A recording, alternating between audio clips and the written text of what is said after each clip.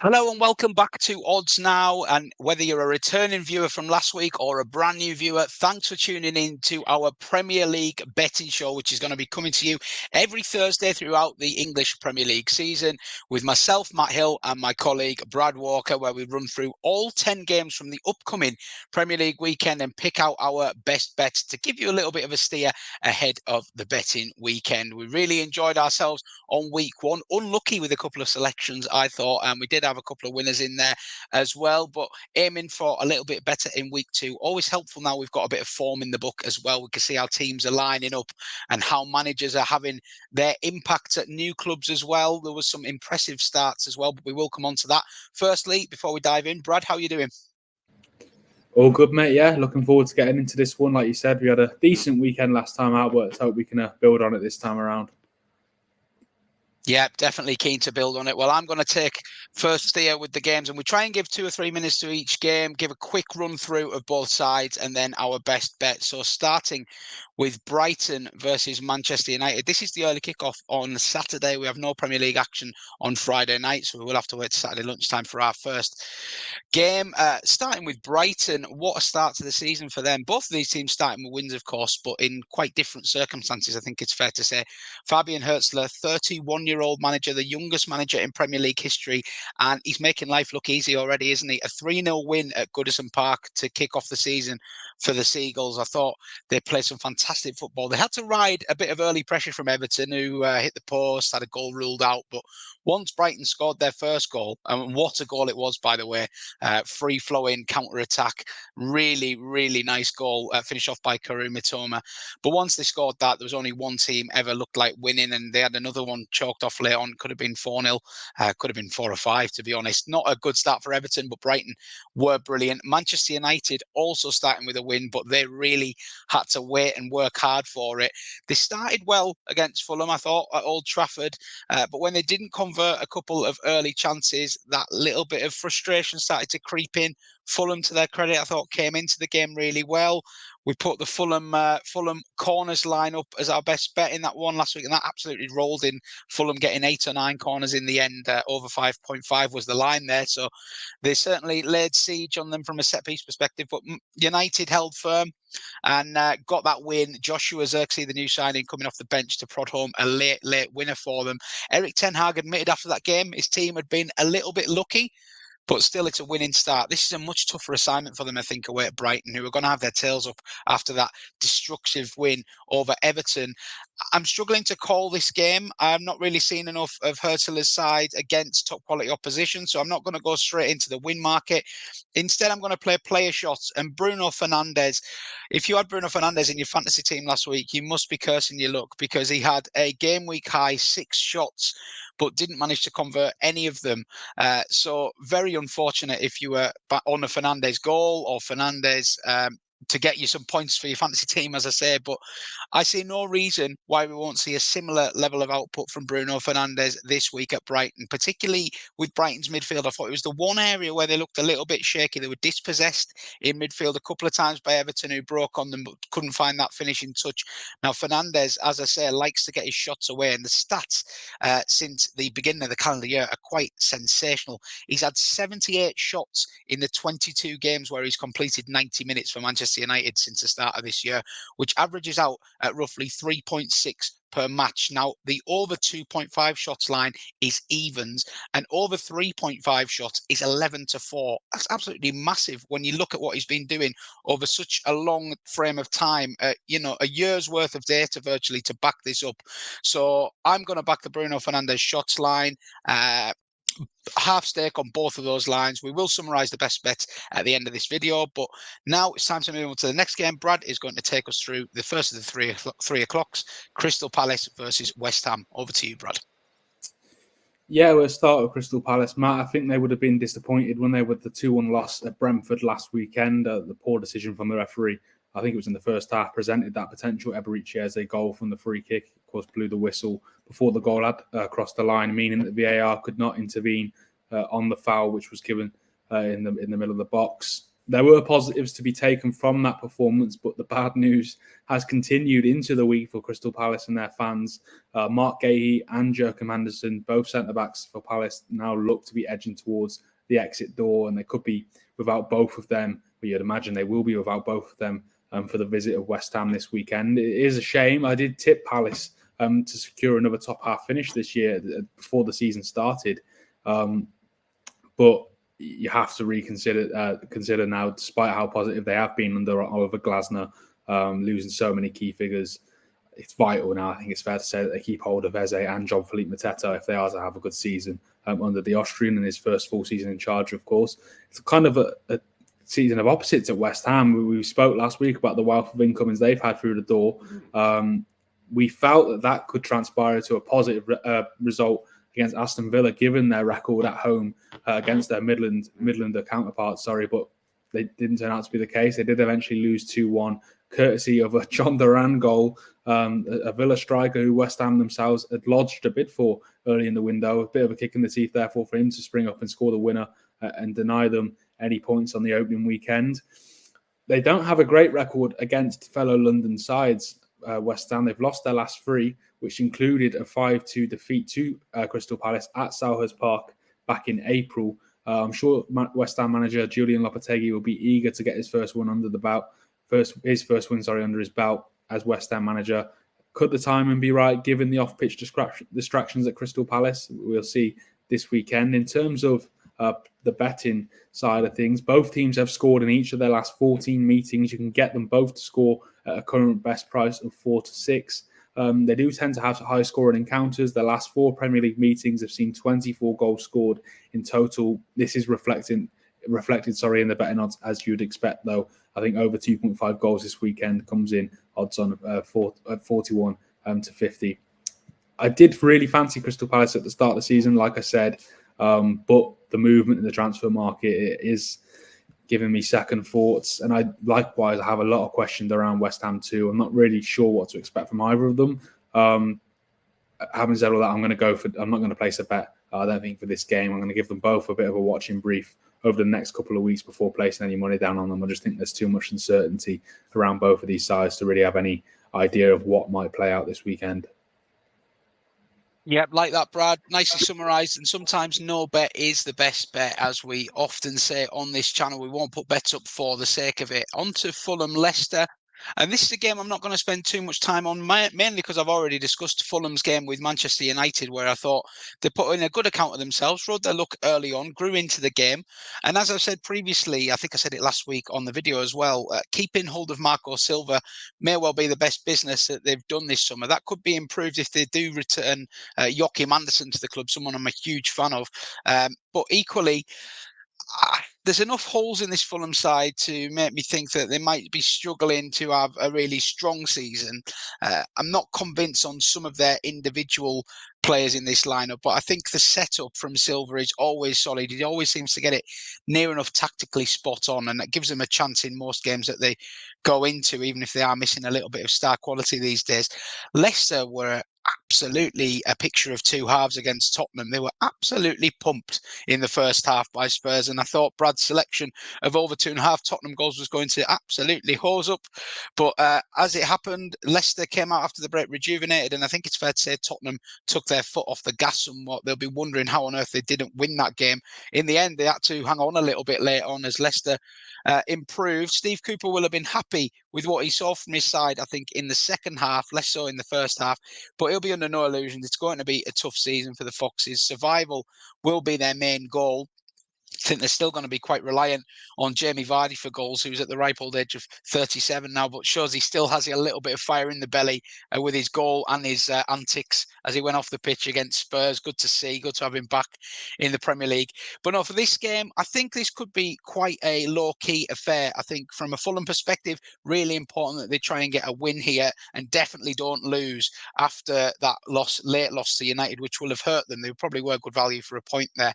And meanwhile, for Leicester, Leicester, Steve Cooper is a very pragmatic manager. I think he's well aware that any point earned on the road this season will be a good one for his Foxes side. So I was inclined to back the draw, but there's been a lot of money coming for Fulham. I wouldn't be surprised if Fulham nick it, but if they do, I think it would be by a low scoring margin. So under 2.5 goals at even money looks worth a few quid to me.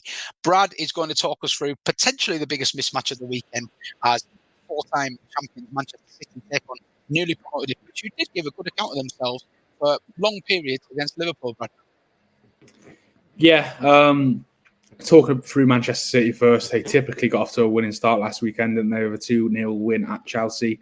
Far from vintage City, I think it's fair to say. But then when you look at the players that they had missing, Rodri wasn't in the squad, Foden, Stones and Walker were all on the bench. They still won comfortably at Stamford Bridge. They were never really under the cosh. There was never ever a point in that game really where I thought Chelsea might get away with anything, certainly not a win.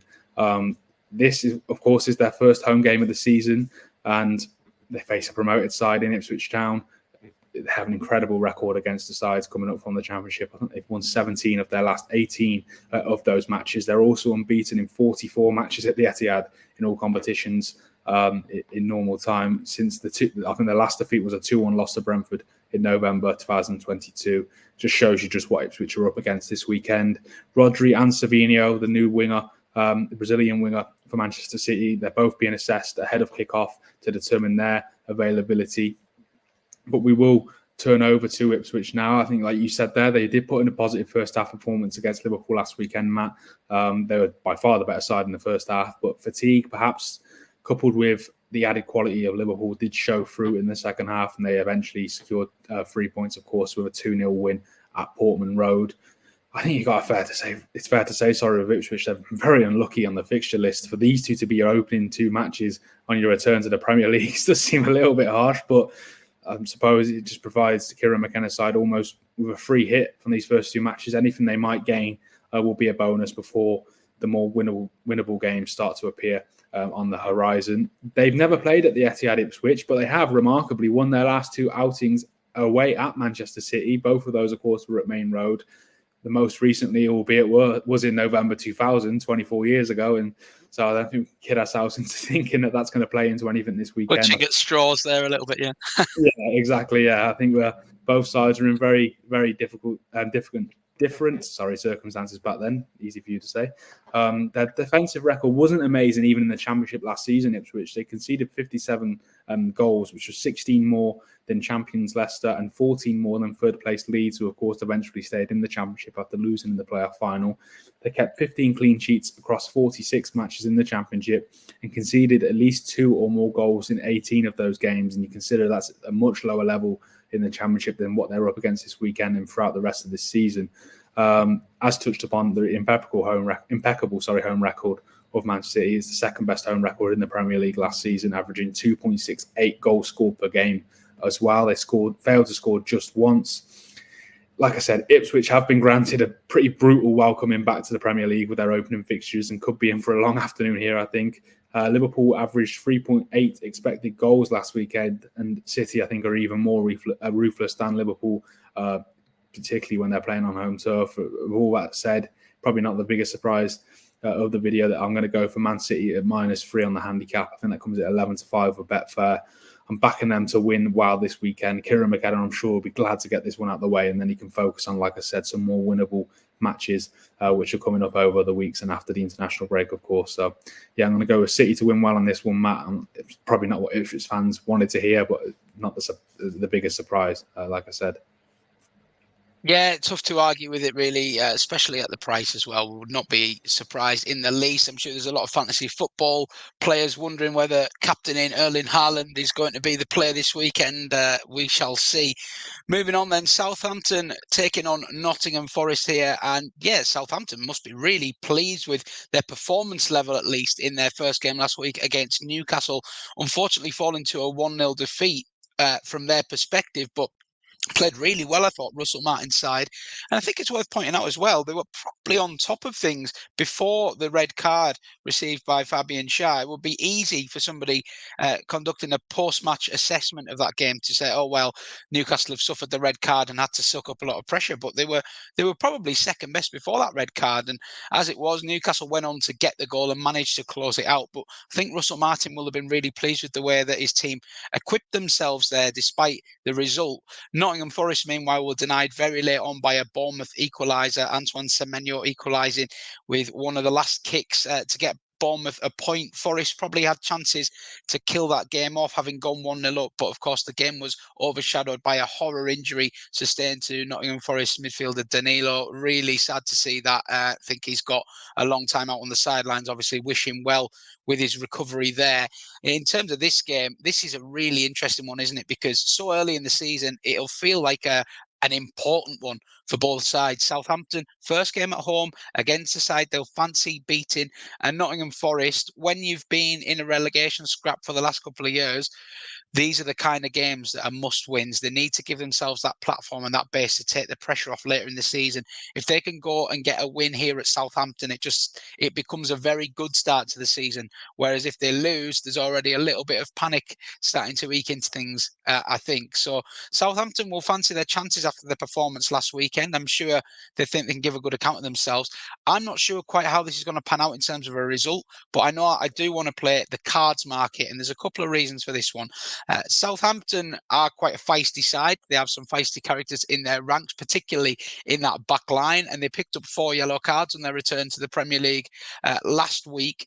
Nottingham Forest, away from home, aren't shy of putting a tackle in either, and although they only picked up 1 card last week, I think they are a different beast on the road, as I kind of suggest. And then adding in the perfect storm to this bet is referee Sam Barrett, who was the man Brad referenced earlier in making the clanger in the Crystal Palace game, ruling out Eberechi Eze's goal. Now, he's taken a lot of stick for that, Mr. Barrett. He's had Jamie Redknapp calling it a ludicrous mistake. Micah Richards panned him as well. I think Oliver Glasner actually came out and said he's a lovely guy, which was a touch of class from the Crystal Palace manager. But look, 30-year-old referee, he's not refereed that many top-flight games. To come in first game of the season and make such a high-profile error, there's a lot of scrutiny on him here. And I think this is 2 teams who are going to put up a physical, quite aggressive game. If there's an early yellow card, I could see it spiraling quite easily here because it's an important game for both for all the reasons listed. Over 4 cards at 6-4 looks like a bet that I want to get on side here. And yeah, I'm hoping that it's another busy afternoon at the office for Sam Barrett. So I'm sure he's just hoping it's going to be one of those quiet games where he just slides under the radar for 90 minutes and maybe gives out 1 yellow for time wasting. But yeah, I'm not so sure. Right, we've got a double header next from Brad. We start with the last 3 o'clock, which is Tottenham at home to Everton, and both teams desperate for a win after poor starts in terms of results, Brad. Yeah, definitely. Like you touched on earlier with the Leicester game for Tottenham on Monday, the 1-1 draw. I fancied them to win well, backing over 2.5 goals. And like you said, I was incredibly confident after that first half. I was rubbing my hands together, thinking, all right, we've got another winner in the final game of the weekend. And then it's a completely different game in the second half. In terms of possession, they were very, very dominant, Tottenham. They had 71% of ball possession across the 90. They did create a host of chances in the first half, but only had the 1-0 lead to show for it, as I say. And they were made to pay by a much improved Leicester side in that second stanza. Despite the dominant Spurs, though, was very interested and surprised to see that they averaged just 0.2 expected goals across the 90 minutes, lower than many would have expected, I think, given that first half showing. Perhaps a lack of creativity to provide those clear-cut chances. Perhaps talent in that second half. Easy for you to say again. But the finishing was poor. I think Dominic Solanke, of course, he made his debut in the up top after his big move from Bournemouth. He missed a great chance in the first half, a header, I think it was, in front of the goal. And then Richarlison also failed to convert in the dying seconds in what would have stole the 3 points for Ange Postecoglou's side. Richarlison himself, he has scored 4 times against Everton, of course, he used to play for since leaving them in 2022. He faces a late fitness test ahead of this one, but I'm sure he'll be eyeing adding more goals against his former club to his name this weekend. In terms of Everton, we were putting a team guides together for the OddsNow website, and I actually pushed them to push for to push for a top half finish this season when I was putting them all together. And they were only a point or two away from that last year, if not for the points deductions. I must admit that shout has taken a bit of a blow with a 3-0 loss to Brighton on the opening weekend. I think the absence of Jared Branthwaite didn't help. He's so important to the Everton backline, isn't he? The young centre-back, and obviously Ashley Young's untimely red card certainly didn't help matters either. They did look threatening, Everton, during those early stages against Brighton, but questions remain. I think these questions were in place last season. They carried on over the summer, and they remain relevant now over where the goals will come from this season for Everton and Sean Dyche. I think you combine that with their poor form versus Tottenham, it's hard to make a case for them in this match, to be honest. They scored once in the last 3 games at the Tottenham Hotspur Stadium while conceding 8. And I think they've won just one of their last 23 league games against Tottenham overall. Again, worrying read for any Everton fans hoping for an improvement this weekend. We mentioned again the problems in front of goal. One particular strength of theirs is from the set pieces. I think 19. I was remarkable to read this, man, when I was doing my research. 19 of their 40 goals scored last season came from a set piece, which is, I'm not the greatest mathematician in the world, but it's just under half of their goals, which is, I thought it was a remarkable, unbelievable, to come across. And that again, I think will be a potential avenue for them to target this weekend. Across their 2 meetings with Tottenham last season as well, they did have a combined 17 corners. I think 8 of those as well came in their 2-1 defeat in North London last December. So I'm going to play the corners line with Everton. Given everything that I've just said there, I was a little bit surprised to see how wide the odds were. I think Everton to have over 5.5 comes in at 3-1 generally, and over 6.5 comes in at 6-1 generally. Like I said, they did have 17 corners in total against Tottenham last year, including 8 at the Tottenham Hotspur Stadium. So a little bit wide, but I suppose that speaks to the dominance that Tottenham are expected to enjoy and limiting Everton, or the joy Everton might have at the other end of the pitch. But they are going to be the bets that I keep an eye on for this one. Tottenham are strong favourites to win outright, which is not a surprise, like I said, given their record. So I'm going to play the corners line here and hope, even as a Liverpool fan, that Everton can at least have some joy on the front foot this weekend. Yeah, back to basics for Dyche, I think, and I think you might be on the money there. I think set pieces will be their best avenue in that game. Back to Brad again for Aston Villa versus Arsenal, the late kickoff. Arsenal making a really convincing start to their Premier League season after being touted by so many for the title. They would have been cursing their luck when they saw Man City effortlessly stroll to victory the next day, though I'm sure they're not going to go away very easily. Aston Villa getting that great win at West Ham, like you mentioned, Brad, but West Ham did have a large amount of XG against Villa. It was a little bit of harum scarum for Unai Emery's men, but they got the result. They won this game memorably last season, derailing Arsenal's title challenge a little bit. Are you expecting a repeat, or do you think Arsenal will have too much for them? Yeah, I'm going to go with Arsenal in this one, Matt. I just think year upon year over the last couple of seasons, they've improved, haven't they? You mentioned Villa. It was a great win, I think, away at West Ham. You did the preview last week. You touched on West Ham's record at home to Villa. I think Villa had won there in 13 years, if I remember correctly. West Ham, like I said, they were undone by a man that they targeted, the Villa striker, John Duran, who came off the bench to score the winner. He has now 3 goals in his last 5 in the Premier League, by the way, which could be something to bear in mind if you're looking to put up a player prop for this game. There are doubts over Villa's ability to compete on all fronts, I think, when Champions League football is on the agenda, but that's, we're not going to know for another month or so until the Champions League gets underway just how much that might impact them in terms of domestic competition. And that you touched on there as well, their 2 outings with Arsenal last season. Villa won both without conceding the goal. A 1-0 win at Villa Park in December followed by a crushing 2-0 victory at the Emirates, which completely derailed Arsenal's title chances. I think that's the game that most reflect on now and look back at it, which really cost Arsenal last season. But nonetheless, they do remain undeterred, Arsenal, and they hit the ground running, like you said, with a 2-0 win over Wolves last weekend. Many, including myself, are tipping Arsenal to go one better and win the Premier League this season, but they're going to have to pass several hurdles before they get to that point. I think it's a cliche to say there are no easy games in the Premier League, but there is substance to that, and a trip to Villa Park I think is always a great good litmus test for a side's title credentials if they really do want to go on and come out on top and lift the Premier League trophy at the end of the season. Like I said, I am one of the people backing Arsenal to do that, but concern does remain over their lack of an established number 9, I think it's fair to say. Kai Havertz, in fairness to him, has added more goals to his game. He has 3 in his last 5 as well, after his goal against Wolves last weekend. And Bukayo Saka had a great summer, the new of England. He always remains a threat going forward. The questions remain over whether they have a player to step up when the games are tight, where it's not going, they're not putting in the best performance, where it's not going all their way, such as in those 2 games versus Villa last season. Those questions, remain to be answered. I'm sure they could still bring someone in, of course, between now and the end of the window. Arsenal are firm favourites to win, despite the results last season. They boast, of course, the second best away record in the Premier League last year. Only Manchester City bettered the 42 points they picked up on the road.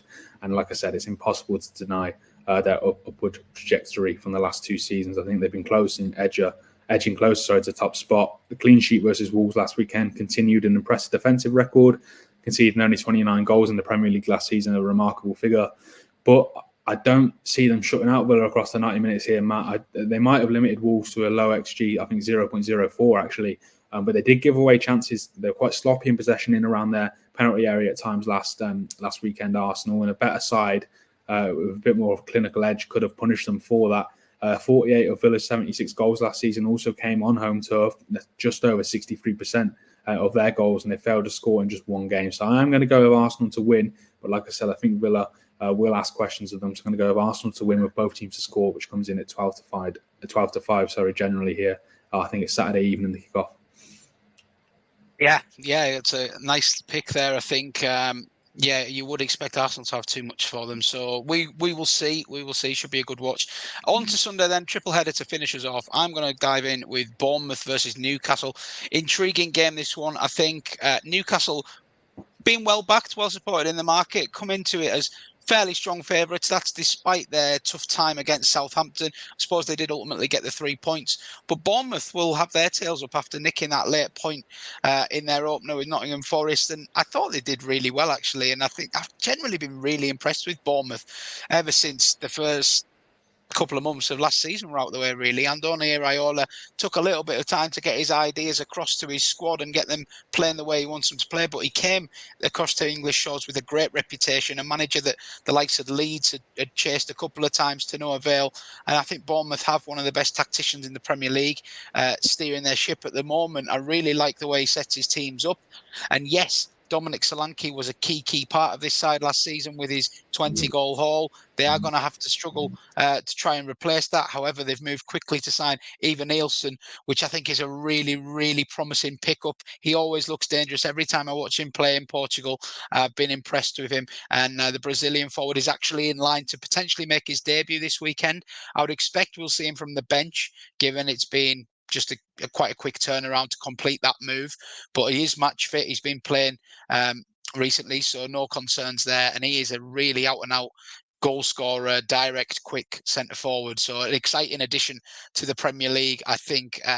Antoine Semenyo, I mentioned him, scored the equaliser late last weekend, and he's a very capable replacement. Played primarily on the right wing for Bournemouth last season. He's filling in up top, and he's got 1 goal in 1 game, so that's a good start for him. I think there's enough to go after Newcastle here. I wasn't ultimately convinced with their opening day performance. They got the job done, but they didn't convince me particularly. And Bournemouth's home record is outstanding in recent times. Of their last 14 games, they've won 7, drew 4, and lost just 3. 2 of those 3 losses came to Liverpool and Manchester City, and the other one was a final day loss to Brentford, which was basically a game where both teams were on the beach. To the look of it. So they're really, really strong on their own turf at the Vitality. It's quite a unique, compact ground by Premier League standards as well. So maybe that plays to their advantage. They only failed to score against City and Liverpool in that run of games. The other 11 games, they've generated 25 goals. So with the concerns I have over Newcastle, I'm not saying that Newcastle won't give as good as they get in this game, but I do think I want to be with the Bournemouth goal line. So Bournemouth to score over 1.5 goals is coming in at 6-4. That's something I definitely want to be with here. Brad, your last game of the weekend is Wolves at home to Chelsea. Bad start for both of these sides last weekend, so much needed victory for one of them incoming potentially. Yeah, definitely. I think, Matt, I'm going to go with Wolves on this one. I'll try and keep it quick and see the clock in the corner. We want to try and keep this. Yeah, we aim for 30 minutes. We have not hit it this week, but Yeah. We'll go for it. Go on. Don't cut yourself short. You say what you think. But Wolves, like I said, I'm going to back with them. They do boast a positive record versus Chelsea recently. I think it's very. I was surprised actually when doing the research again to see this. They've won their last 3 against them in the Premier League. Chelsea are also winless in their last 4 matches at Molineux. A win will reduce, I think, mounting pressure on manager Gary O'Neill, whose side, I think they endured a more difficult second half to the campaign last season, didn't they? I think they've lost 4 Premier League games in a row now as well, following that Arsenal defeat, only scoring 2 while conceding 12 during that time. And they've won just 3 of their 9 home games in the Premier League this calendar year, which remains a concern. Chelsea, we're probably need another 6 hours to sum up what's going on there with their signings. It's just pure chaos. You can't deny the quality in the squad, but how do you put 40-odd players into? How do you get a starting 11 from 40-odd players? It's just ridiculous. It's no surprise that this situation with Raheem Sterling has arisen. I'm sure there'll be more of that happening as well. They just re-signed João Felix. Sorry, it's a question mark around that signing. They weren't outclassed versus Man City last weekend, but I wouldn't say they were convincing either. Remarkably, they got 40 players on their books, but they still need a goalkeeper and a striker. I think Nicholas Jackson is very, very raw. Felix, I'm not sure he's the answer there either. Romeo Lavia, I think he impressed in midfield, didn't he? He was very good in pre-season and continued versus City. I'm not sure you can say the same of the 2 next to him, but that's for another video probably. I think there's a lot of uncertainty around that club right now, and I think if a couple of bad results, things could unravel quickly for Maresca. I'll be amazed if he's still on the job by January, personally. I think the circumstances off the pitch at Chelsea could make for good timing for Wolves to start building momentum again. Chelsea haven't kept a clean sheet in 17 away matches, and Wolves failed to score in only 3 of their home games last season. Putting all this together, I'm going to go with Wolves to pick up, like you said, a much-needed win to really kickstart their season after a difficult spell last season. So I'm going to go with Wolves to win at 7-2 generally across the board.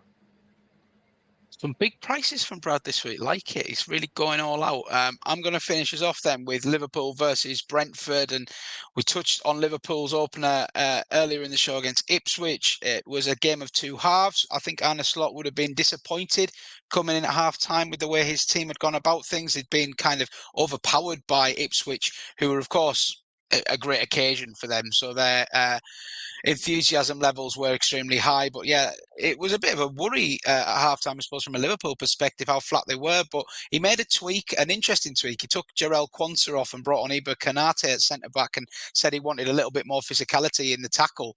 And that seemed to work. And that message seemed to translate through to the rest of the team. So you'd be very encouraged from a Liverpool perspective at the reaction that the manager managed to get from his team, I suppose, at half-time. And we all know the attacking threats that this Reds team possesses with the likes of Mo Salah, Diogo Jota. I could list more, but them 2 alone, I just think unbelievable goal threat between them both on the score sheet last weekend.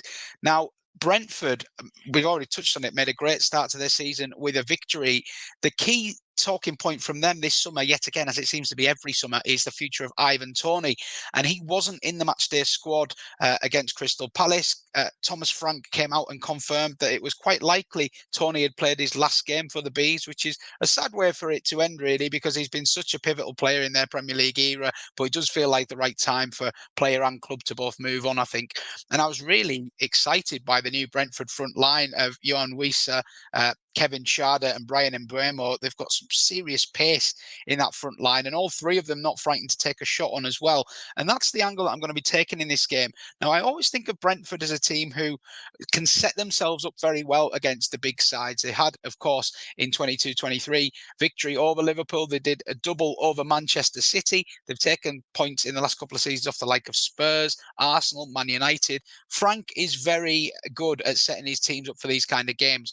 Now, the caveat to that is that Liverpool won both of these games, this particular fixture, by a 3-goal margin last season. So it ended up being quite a comfortable victory in terms of the scoreline. But if you go back and look at the shot count, Brentford actually managed 16 and 15 shots in those 2 games. So they certainly didn't go down with a whimper, perhaps didn't have their shooting boot on in terms of converting, but they definitely gave as good as they got. And I see no reason why there will be a different setup to last time. I talked about last week Marco Silva, and it really helps when we have a season or two's worth of data on these kind of teams, because we can see how they like to approach certain games.